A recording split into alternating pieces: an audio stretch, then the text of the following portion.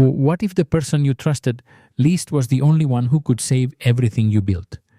For weeks, whispers had crept through the sleek corridors of Technova Inc. Melissa Carter, the newly appointed CEO, had dismissed them at first. Boardroom gossip was nothing new. But this rumor was different, and it refused to die. A janitor, of all people, was slipping into restricted zones after hours. James Walker, the quiet night custodian, had been spotted near executive workstations, even wandering into the server rooms when the building should have been empty. Melissa didn't like coincidences, not with the company's most important product launch only 3 weeks away. Technova's competitors were circling like sharks. A single leak could cost billions. Security footage only deepened her unease. Grainy clips of James entering the server wing long past midnight, his hand slipping something, maybe a USB, into his pocket before disappearing into the shadows. Her executives dismissed it. He's harmless, dependable, been here 4 years without a single complaint. But Melissa's instincts cut sharper than reassurance. What janitor needed access to R&D terminals? What custodian lingered by CFO desks as if reading the numbers glowing on screen? The unease hardened into suspicion. Melissa Carter wasn't just any leader. She was a black woman who had fought twice as hard for half the recognition. She would not allow negligence or betrayal to define her tenure. That night, she resolved to uncover the truth herself, even if it meant following the janitor into the dark. If you've ever seen talent underestimated or suspicion cast on the wrong person, hit like so more people can see this story unfold. By day, James Walker was invisible. His faded navy uniform, fraying at the cuffs, made him blend into the background of Technova's glittering headquarters in downtown San Francisco. He pushed his trolley with practiced rhythm, mop handle, clicking faintly against the polished marble floors. His coworkers in maintenance admired him. He covered extra shifts, never complained, and remembered birthdays with handwritten cards. But to the executives passing by in tailored suits, James was little more than part of the furniture. He emptied their trash bins, polished their glass partitions, and vanished before they even recalled his name. Outside the office, his reality was defined by sacrifice. At 42, his once muscular frame had thinned from years of scraping to provide for Maya, his bright-eyed 8-year-old daughter. Every paycheck stretched like a rubber band ready to snap. Rent, groceries, school supplies, and Maya's endless questions about the world he wanted her to inherit. His dignity remained, even if his prospects had not. Melissa Carter lived on the opposite side of that spectrum. At 36, she commanded the corner office with floor-to-ceiling windows overlooking the bay. Her Stanford MBA and a reputation for ruthless efficiency had propelled her to the top seat faster than most believed possible. Her wardrobe was immaculate, structured blazers, heels that clicked like punctuation marks on marble. Yet beyond the boardroom brilliance lay private scars, a bitter divorce from a husband who betrayed her and the lonely, sleepless nights of raising 10-year-old Ethan on her own. She had clawed her way up the ladder by trusting data over people, by sealing away her vulnerabilities behind spreadsheets and quarterly reports.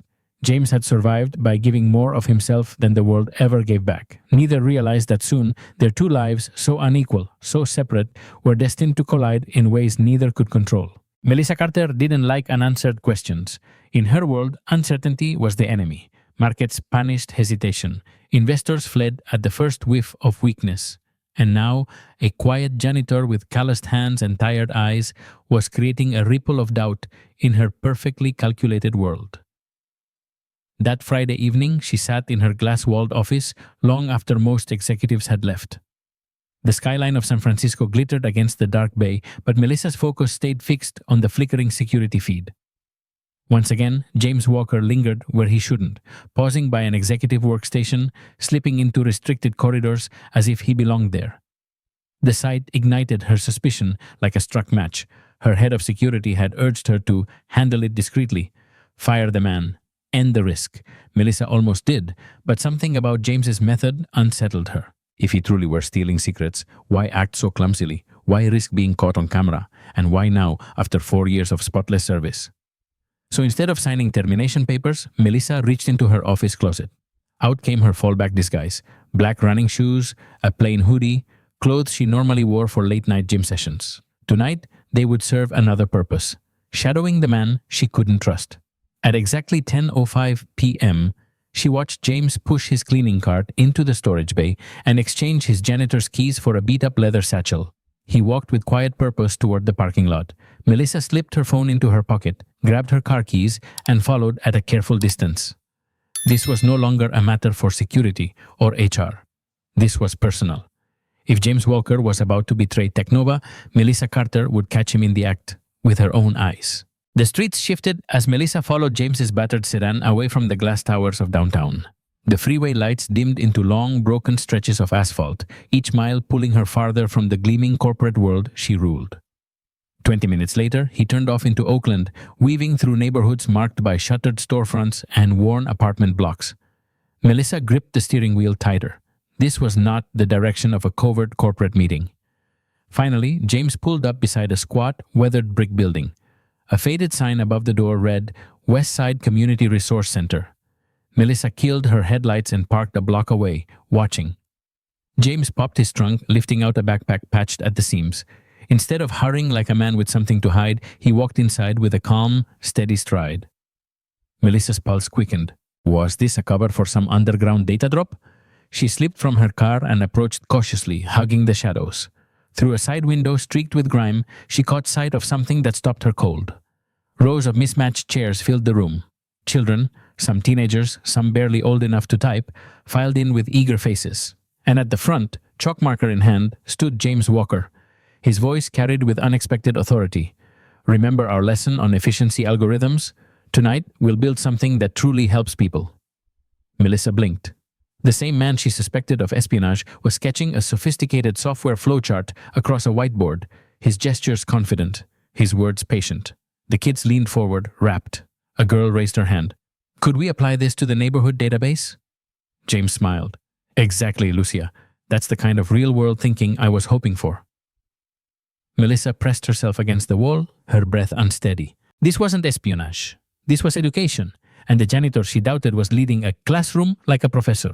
Melissa edged closer to the cracked window pane, the cool night air biting against her skin. Inside, the room pulsed with energy she hadn't expected.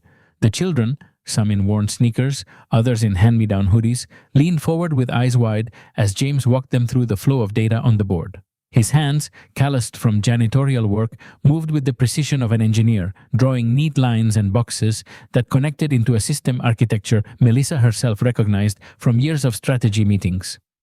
She couldn't reconcile the man she paid to mop floors with the man who was calmly explaining advanced coding logic to a group of teenagers. Yet here he was, weaving real-world examples into his lesson. How to optimize food bank databases, how to improve community scheduling apps, how to build technology for people rather than for profit. The children followed eagerly, their fingers clattering across old keyboards with focus and determination. When the lesson ended, Melissa expected the night to wind down. Instead, James disappeared into a side room and returned carrying a stack of refurbished laptops.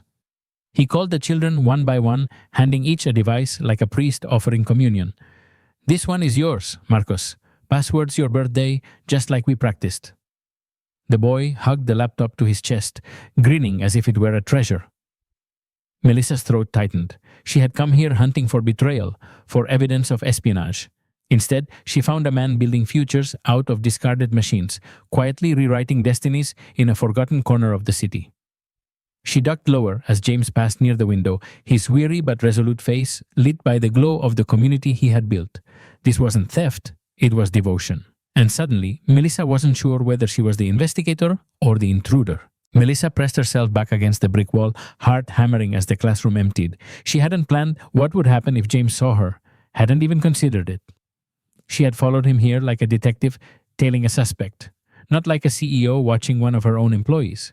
Yet when he finally stepped outside, closing the center's worn metal door behind him, she realized too late that she was standing in the open. Miss Carter? The sound of his voice, low, polite, almost hesitant, froze her in place. James stood a few feet away, the strap of his satchel slung across his shoulder, his expression unreadable in the yellow streetlight. The weariness she always noticed in him at Technova was still there, but his eyes, sharp, discerning, studied her with a quiet suspicion that made her throat tighten. Melissa fumbled for words. I was just making a donation. Oh, she gestured vaguely toward the community center, as if that explained her presence at 9 o'clock at night in a neighborhood she had never set foot in before. James tilted his head, not unkindly, but with measured caution. The center is always grateful for support, especially from someone like you. Someone like me? She asked, sharper than she intended. Someone with influence, he clarified, the pause deliberate. For a heartbeat, it felt less like an acknowledgement and more like a challenge. Melissa tried to gather herself, but James's composure disarmed her more than anger ever could. Instead of pressing further, he offered something unexpected. If you're ever curious about the program, I'd be glad to give you a proper tour. We teach coding, digital literacy, even resume skills, fundamental things these kids can use to step beyond where they started. His words carried no apology, no defensiveness, only quiet conviction. Then, without waiting for her reply, he turned and walked toward his car, leaving Melissa standing in the halo of a street lamp, confused, exposed, and suddenly questioning her own motives. Have you ever misjudged someone, only to discover a side of them that changed everything? Share this video with a friend who believes in second chances. Melissa Carter could not shake the image of James standing in the glow of that street lamp, his eyes steady, his voice calm, offering her a proper tour, as if she were the one trespassing. She had returned to her luxury apartment that night unsettled, her mind replaying the scene in fragments. The chalk-covered whiteboard, the children's rapt faces, the laptops clutched like lifelines. None of it matched the narrative she had built in her head. The next morning, she called in her assistant, Sarah, a whip-smart analyst who could pull a dossier together faster than most law firms. Melissa slid James's personnel file across the desk. Find me everything, she ordered. Public records, employment history, publications, anything that explains who he really is. By afternoon, Sarah returned pale, clutching a thick folder. You're not going to believe this, she murmured, spreading the documents across Melissa's desk. At the top of the stack was a name Melissa didn't recognize, Jonathan David Walker. Below it, photographs, patent filings, and archived conference programs told a different story entirely. James, the janitor she had suspected of stealing secrets, had once been a senior systems architect at Pioneer Software, a man who co-authored the very framework Teknova had later acquired as its golden goose. Melissa's eyes scanned the lines, her pulse quickening.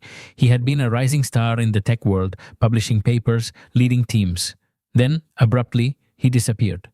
Sarah pointed to a section of court filings.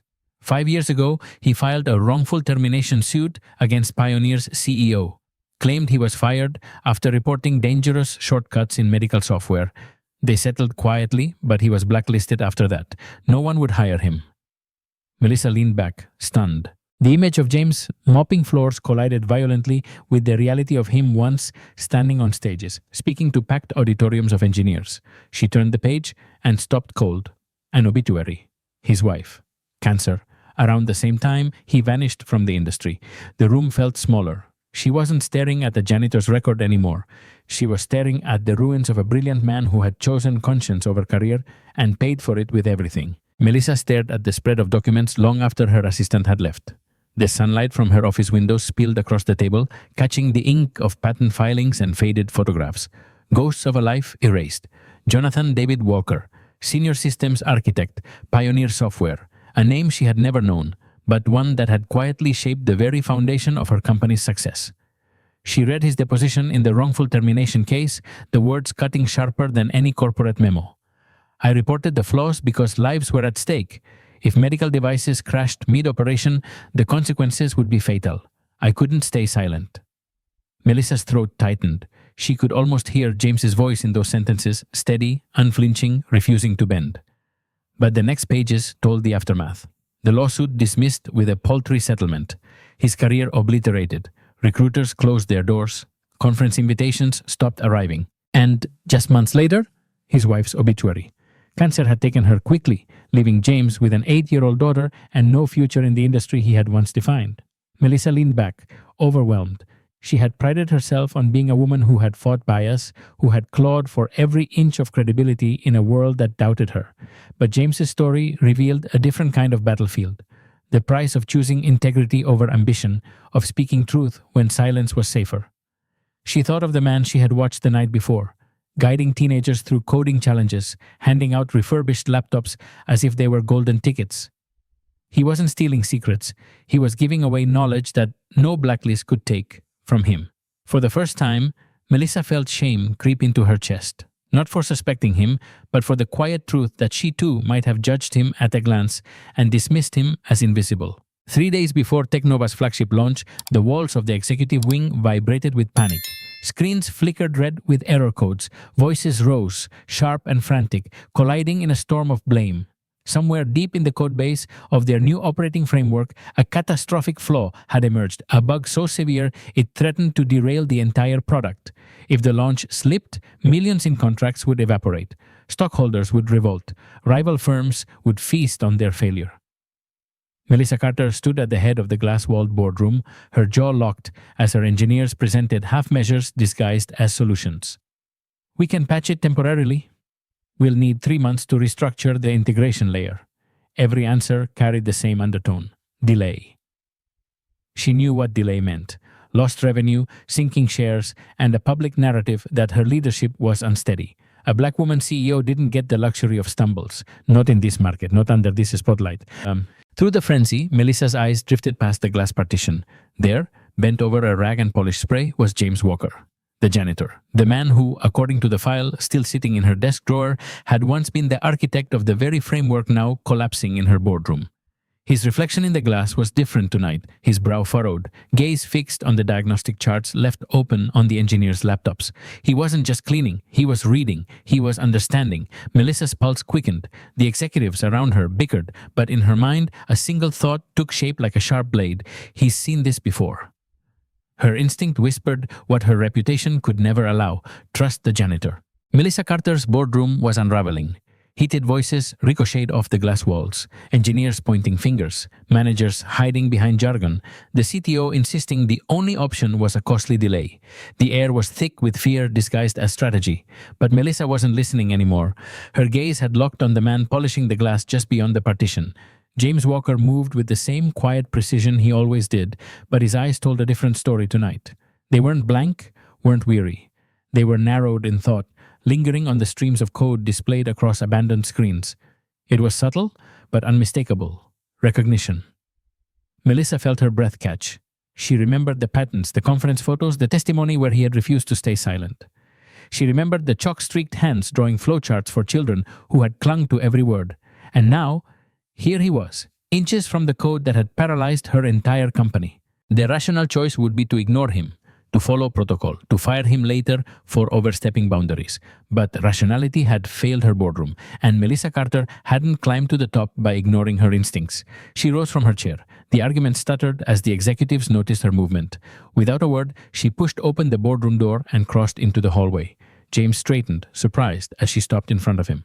"Mr. Walker," she said quietly, each syllable carrying the weight of the risk she was about to take. "May I have a word?" Behind her, she felt the collective disbelief of her leadership team pressing against the glass.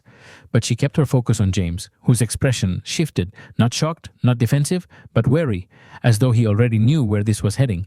This was no longer about suspicion, it was about survival. And Melissa Carter was ready to gamble her company's future on the janitor with secrets in his eyes. The corridor outside the boardroom felt charged with a silence more powerful than the shouting she had just left behind. Melissa led James down the hall to her private office, ignoring the incredulous stares of senior engineers pressed against the glass. It was a calculated rebellion. Every step away from the boardroom was a step closer to scandal. But she didn't care. Not anymore.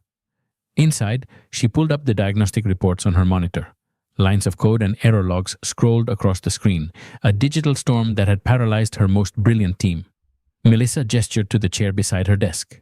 James didn't sit. Instead, he leaned forward, his janitor's posture slipping away as his eyes devoured the data. His fingers hovered over the keyboard but paused, waiting for her permission. Melissa gave a single nod. What happened next was nothing short of transformation. His hands, once seen carrying mops and trash bags, now moved with the fluency of a composer striking notes on a piano. Commands flew across the screen, windows opening and closing in rapid sequence. He traced the logic with speed, muttering observations under his breath. "It isn't the integration layer," he said finally, his voice calm, certain. "That's just the symptom. The real flaw is in memory allocation inside the core framework. We ran into this years ago at Pioneer. At scale, it collapses." Melissa's heart pounded. He spoke with the precision of a man who had lived inside this architecture, who knew its flaws and strengths like the lines on his own palm. Her executives had offered panic and excuses. James Walker offered clarity. For a fleeting moment, Melissa saw not a janitor, not a man erased by the industry, but the architect he had once been, the one he had never truly stopped being.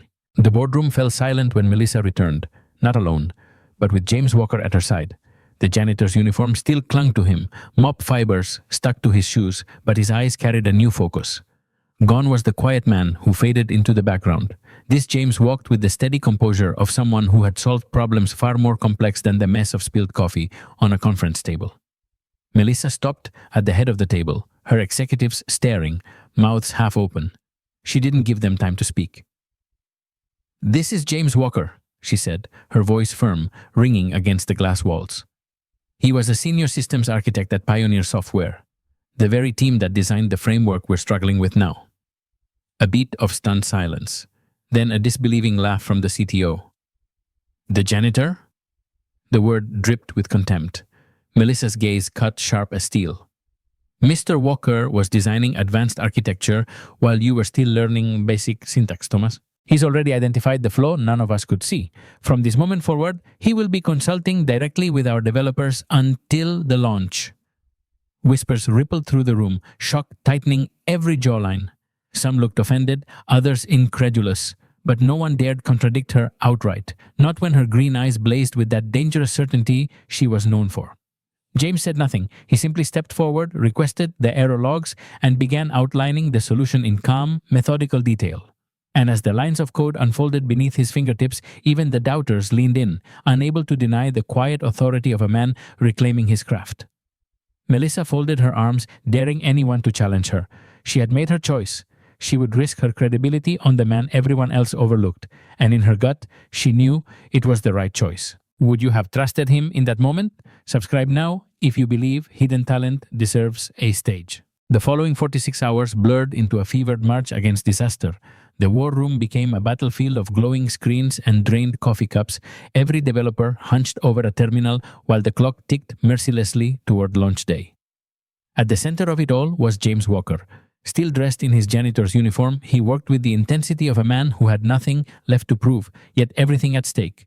His voice was steady as he directed engineers half his age, pointing out memory allocation traps, reassigning processes, rewriting sections of code others had thought untouchable. Melissa watched as his skepticism dissolved. The same developers who had side-eyed him at first now leaned forward, taking notes, nodding at his instructions. Even the CTO, who had scoffed aloud, found himself following James's guidance. The janitor had vanished. In his place stood the architect. Melissa never left the room. She ordered meals brought in, stayed beside the team, and every time her energy flagged, her eyes would meet James's across the monitors. He didn't waste words, but the unspoken message was clear. We will not fail. By the second night, exhaustion painted dark crescents under everyone's eyes. Yet when James finally leaned back from the keyboard and declared, "The framework will hold," a collective sigh swept the room. They had not only patched the flaw, but optimized it, creating efficiencies that no one had thought possible. Melissa exhaled for the first time in days. Against every rule of protocol, against every voice of doubt, she had trusted him, and James Walker had delivered. The morning after Technova's flawless launch, the company's central atrium thrummed with energy. Hundreds of employees crowded shoulder to shoulder, from senior executives in tailored suits to facilities staff in plain uniforms. The triumph of the product release buzzed through the air, but so did curiosity. Why had the CEO called for a company-wide assembly at such short notice? Melissa Carter took the stage with her signature composure, but this time there was no presentation deck, no pie charts, no bullet points projected behind her. She held only a microphone and a conviction that pulsed in her chest. Technova faced a potential catastrophe this week, she began, her voice clear, her gaze sweeping the room. But what we gained was more than just a successful launch. We gained a reminder of the value we've been blind to. She extended a hand toward the back of the crowd. Slowly, almost reluctantly, James Walker stepped forward. He wore the same navy uniform, mop streaks faint on the knees, but the atrium hushed as he approached the stage. Many of you know James as the man who maintains our facilities, Melissa continued, but what you may not know is that James was once a pioneer in the very field that made Technova possible. He helped build the foundation we stand on today, and his principles cost him his career. A ripple of murmurs spread. Heads turned. Some employees lowered their eyes, ashamed to realize how many times they had walked past him without acknowledgement. Melissa looked at James, then back at the crowd.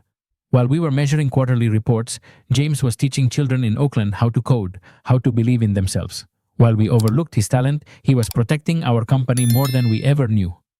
The applause began slowly, scattered. Then it built into a wave, echoing through the atrium until it filled every corner of the glass and steel tower. For the first time in years, James Walker stood not as a custodian in the shadows, but as a man whose truth had finally been spoken aloud. The applause still reverberated through the atrium when Melissa turned toward James. Her voice softened, but her words carried the same authority that had commanded boardrooms and investors alike. On behalf of Technova, I want to offer you both an apology and an opportunity, she said. We would be privileged to have you rejoin our technical leadership team, starting immediately. Gasps rippled across the crowd. Executives stiffened, middle managers exchanged stunned glances, and even some of the engineers blinked in disbelief. A janitor promoted to the upper echelons of Technova leadership in a single breath, the offer was unthinkable. James stood motionless, the microphone heavy in his hands. His face was carefully composed, but his eyes betrayed the flicker of something deeper: conflict, memory, pain. He cleared his throat, and the atrium leaned in as one. That is an extremely generous offer, Miss Carter, he said slowly, his voice steady but firm. But I must respectfully decline. The room froze. Melissa's brows lifted, caught off guard. Decline? She echoed. James straightened his shoulders. 5 years ago, I had to choose between my career and my conscience. That decision cost me everything I had built, but it gave me something more important: the chance to hold on to my integrity. In walking away from that world, I discovered another one. The children at the West Side Center need me more than this company does. They need teachers, mentors, advocates. I will not abandon them. A stunned silence followed, heavier than any applause. The janitor who had saved the company was choosing classrooms over corner offices. Melissa felt the moment pierce her like a blade. Unexpected, humbling, but true. He wasn't chasing redemption. He already had it. Melissa Carter had built her reputation on two things: speed of thought and refusal to retreat. So when James Walker's words, "I must respectfully decline," echoed through the atrium, she did not flinch. She read the disappointment in her executives' faces, the confusion in her engineers, the disbelief spreading like wildfire across her staff. But Melissa also recognized something else in the silence: possibility. She stepped closer to James, her heels clicking softly against the stage, and extended her hand. Then in that case, she said, her voice resonant, I have another proposal. The crowd leaned in. Technova will launch a technology access initiative, a long-term commitment to closing the digital divide. The Westside Community Resource Center will be our primary partner. We will supply equipment, help develop the curriculum, and create a dedicated internship pipeline for these students. And most importantly, we will need a leader, someone with both the technical expertise and the trust of the community to direct it. Her eyes locked on James. That role is yours, if you'll accept. For a heartbeat, the atrium seemed to stop breathing. Then, slowly, James reached for her hand. His expression remained reserved, but when he finally spoke, there was a warmth Melissa hadn't seen before. This, he said, the corners of his mouth lifting into the faintest smile, is an offer I would be honored to accept. The room erupted. Applause thundered, louder than before, echoing against the glass walls until it felt like the whole building shook. The janitor had not just saved the company, he had transformed it. And in that moment, Melissa knew she had made the most important pivot of her career, turning suspicion into partnership and a crisis into a revolution. The weeks that followed reshaped Technova's rhythm. What had begun as a partnership on paper soon bled into everyday life. Trucks arrived at the West Side Center, unloading rows of refurbished laptops and sleek servers with the Technova logo stamped on their sides. Volunteers from engineering departments gave up their Saturdays to help wire classrooms, troubleshoot software, and repaint walls that once peeled with age. Melissa found herself drawn to the center more often than she expected. At first, she justified the visits as oversight, checking on deliverables, ensuring the initiative launched without hiccups. But soon she realized she was lingering long after her official business ended, staying to watch the hum of life inside the modest building. One evening, she slipped quietly into the back of a classroom. There, Under fluorescent lights, her 10-year-old son Ethan sat shoulder to shoulder with Maya, James's daughter. Ethan's brow was furrowed, tongue poking from the corner of his mouth as he wrestled with a block of code. Maya leaned over, pointing with patient confidence, guiding him through the error. When the program finally ran, dinosaurs marching across the screen in pixelated glory, Ethan erupted into laughter, his eyes shining with a joy Melissa rarely saw in the sterile glow of corporate offices. James noticed her in the doorway. He crossed the room, quieter here than in any boardroom, and spoke in a low voice. Your son has a knack for spatial reasoning.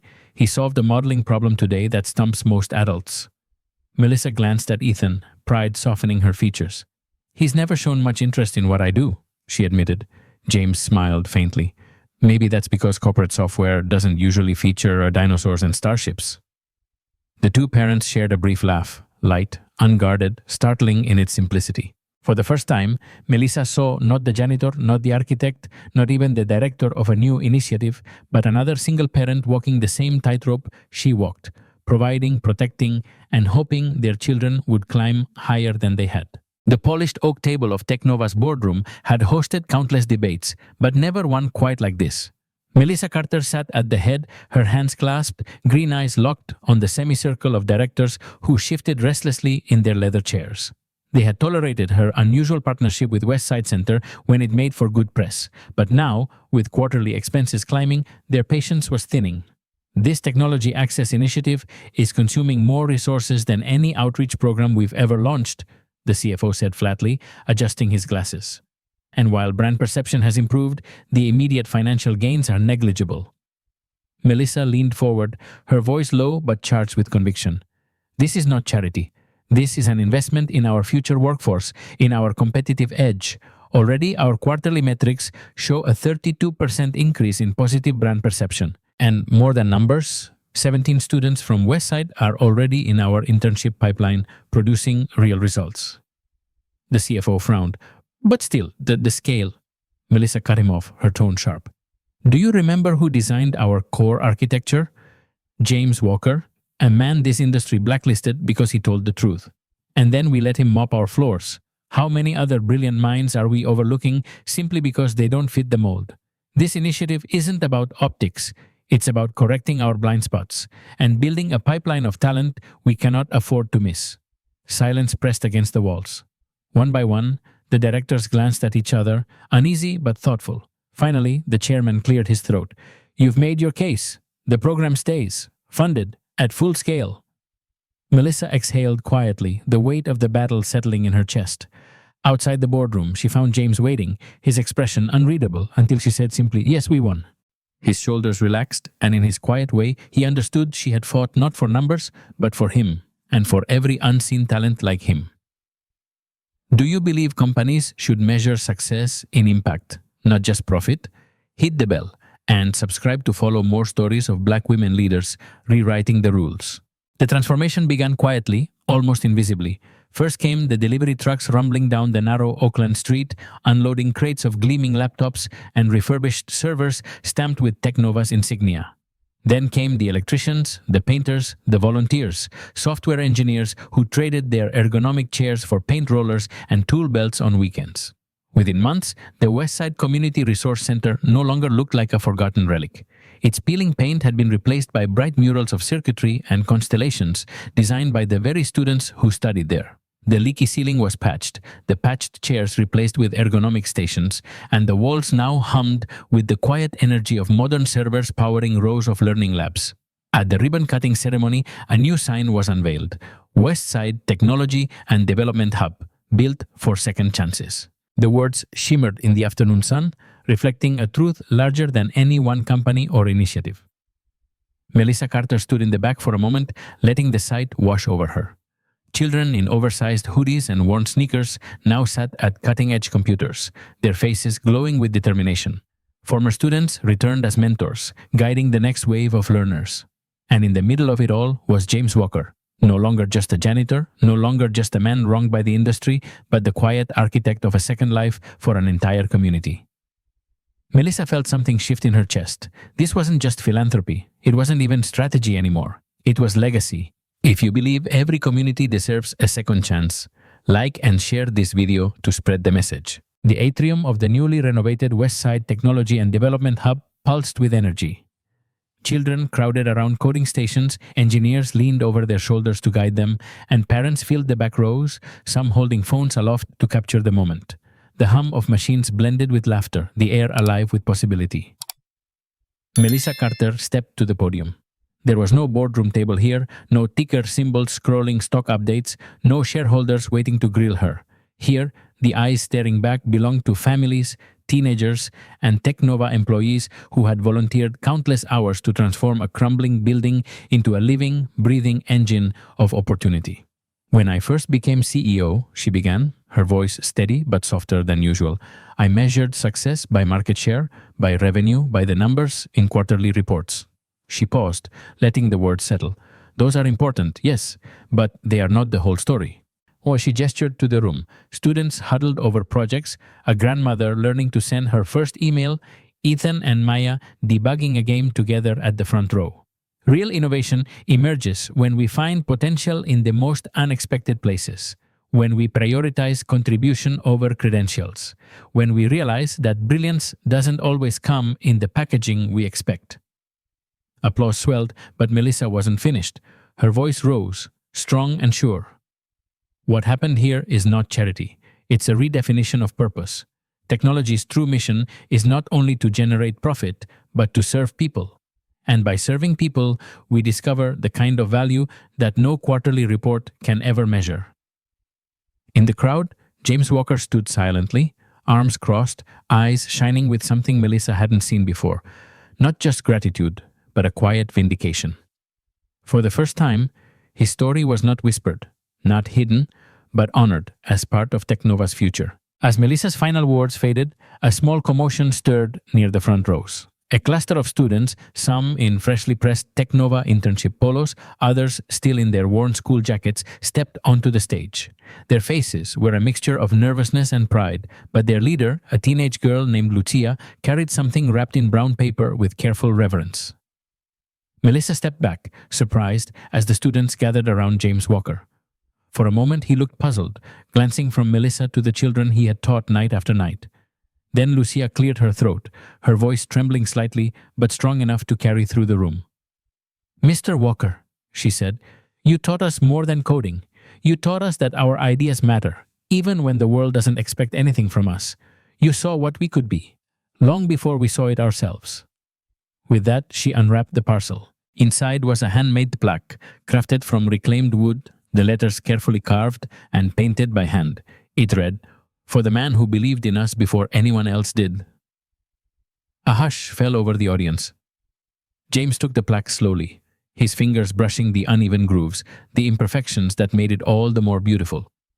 For a man who had been erased by his industry, dismissed by his peers, and hidden in plain sight, the gift was more than recognition, it was redemption. His voice caught as he spoke, low but audible. This means more than you know." He looked at the students, at the crowd, at Melissa watching him with steady eyes. "Because this is the future, and you are the proof." The atrium erupted in applause, louder than before, not just for a product or a company, but for a man who had quietly become the cornerstone of both.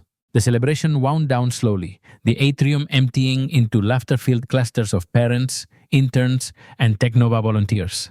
Music played softly in the background as families spilled into the evening air. Melissa Carter found herself standing at the edge of the stage, watching James crouched beside a small boy struggling with a coding puzzle. He guided the child's hand patiently, the same quiet focus he had once used to untangle the architecture that saved her company. When the boy ran off clutching his solution sheet, James rose and noticed Melissa still there. For a moment, neither spoke. The noise of the crowd softened until it felt as if they stood in their own pocket of silence. "You didn't need to fight so hard for this program," James said finally, his voice low, measured. "Yes, I did," Melissa answered. Her tone was steady, but her eyes softened as they met his. James studied her, the corners of his mouth tugging toward a wry smile. Most people prefer judgment. "It's easier than understanding." Melissa exhaled, her guard slipping.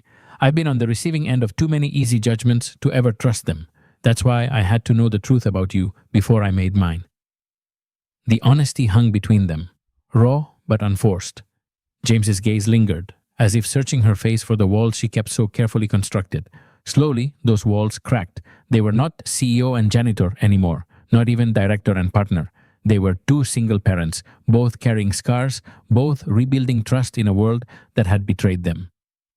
For the first time, Melissa felt the weight on her chest ease, not because she had solved a corporate crisis, but because she had finally chosen to understand instead of judge. Have you ever been judged unfairly, but proved them wrong? Share this video so more people hear stories of resilience. 6 months later, the Westside Technology and Development Hub no longer felt like a pilot program. It felt like the beating heart of something larger. Graduation photos lined the walls, displaying teenagers who had gone from struggling with broken laptops to presenting projects that could stand on any Silicon Valley stage. Internships at Technova were no longer experiments but thriving apprenticeships. Alumni returned weekly to mentor new students, completing the circle. Melissa Carter stood outside a boardroom one crisp morning, the echoes of her latest pitch still vibrating in her chest. She had faced down skepticism once again, but this time the board had relented, unanimously. Funding was approved for 5 new hubs across the country in the next 2 years. She found James waiting for her in the hallway, leaning casually against the wall, as if he already knew the outcome. They said yes, she told him, a small smile breaking through her polished exterior. James's lips curved into something between pride and amusement. That's ambitious. It's necessary, Melissa countered without hesitation. Access to technology is still the single biggest gateway to economic opportunity. What we started here can't stop at Oakland. It needs to spread. For a moment, James studied her, then nodded slowly. Then we'd better be ready. His tone carried no fear, only resolve. Later that week, as the children packed up their laptops after class, James turned to Melissa with something softer in his eyes. Some of the parents are organizing a community potluck this weekend, he said. Very informal. You and Ethan would be welcome. Melissa blinked. She had expected strategy talk, not an invitation into his personal world. A potluck? She repeated, a small laugh escaping. James shrugged. No board agendas, no speeches, just food, laughter, and people. For the first time in years, Melissa didn't hesitate. We'd like that. In that simple exchange, the program's expansion and their own unspoken connection found common ground. One was building communities across the country. The other was building something just as fragile and just as promising between two people who had once stood on opposite sides of suspicion. The evening air hung golden as the last families drifted out of the Westside hub. The new wooden sign outside glowed softly in the streetlight. Westside Technology and Development Hub, built for second chances. Melissa lingered by the doorway, her son Ethan tugging at her hand, excitedly asking if Maya could come over for another coding sleepover. She smiled at his eagerness, proof that this initiative wasn't just shaping the future of anonymous students, but touching her own family in ways she hadn't imagined. Behind her, James locked the glass doors with the careful precision of someone who knew how to protect what was precious. He joined her on the steps, carrying the weight of years lost to silence, but standing taller than she had ever seen him. 6 months ago, Melissa said quietly, her eyes on the glowing sign, I thought you were stealing from my company. James chuckled softly, not unkindly. And now you've made me part of it. More than part of it, she corrected. You've reminded us what it's for. They stood side by side, watching their children run ahead to the cars, their laughter cutting through the dusk. The silence between them was no longer awkward, it was comfortable, full of possibility. Melissa turned to him, her voice softer now. Some architectures take time to reveal their design. This, she gestured to the hub, to the children, to the community alive inside. This is the most beautiful one I've seen. James met her gaze, and for once, he didn't hide the smile tugging at his lips. Then let's keep building. The glow of the sign reflected in their eyes, second chances. For a company, for a community, for two people who had nearly forgotten how to trust. If you believe in the power of second chances, like this video, subscribe for more stories of Black women leaders and share to inspire others who deserve to be seen.